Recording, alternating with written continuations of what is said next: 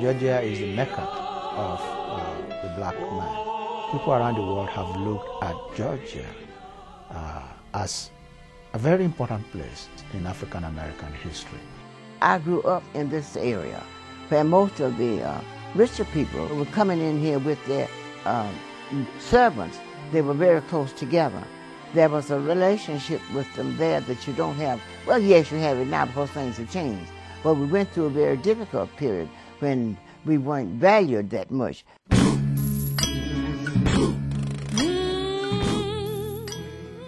On the plantation, in every area, there's African involvement.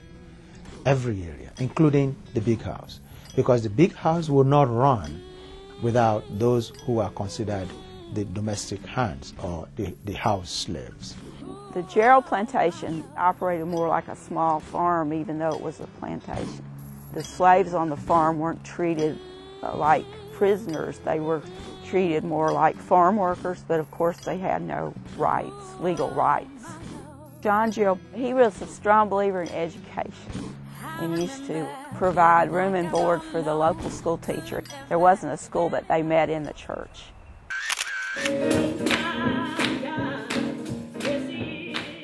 The churches and the schools were what basically sustained people, I think, and gave them a sense of who they were and that they were somebody. This was actually the school that was established in this area to teach formerly enslaved people how to read and write. It's one of our few buildings in Douglas County that actually goes back that far. In Georgia, to document the presence of Africans in the spiritual area, issues of life and death is a significant part. They look very much like some West African architectural traditions. These are not the sort of burial practices that you see in any white cemetery that I know of. As an African American, I feel so much a part of Georgia. The culture is rich, and the cosmopolitan nature of Atlanta is incredible. The nature of archival collections as being the building blocks from which history is made.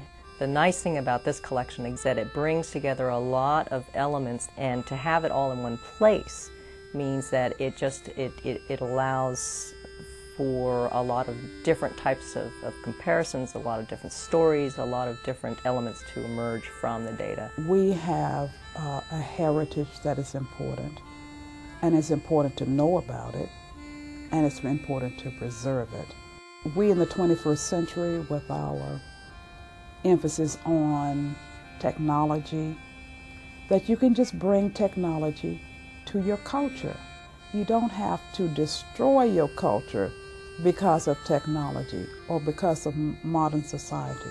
I think it is imperative that as parents that we encourage our students, our children, to learn about our histories. Learn as much as you can about your family, where they're buried, where they worshiped, and then it's a charge to them to continue that legacy. Amazing grace, how sweet the sound that saved a wretch like me. I once was lost, but now I'm found. Was blind, but now I see.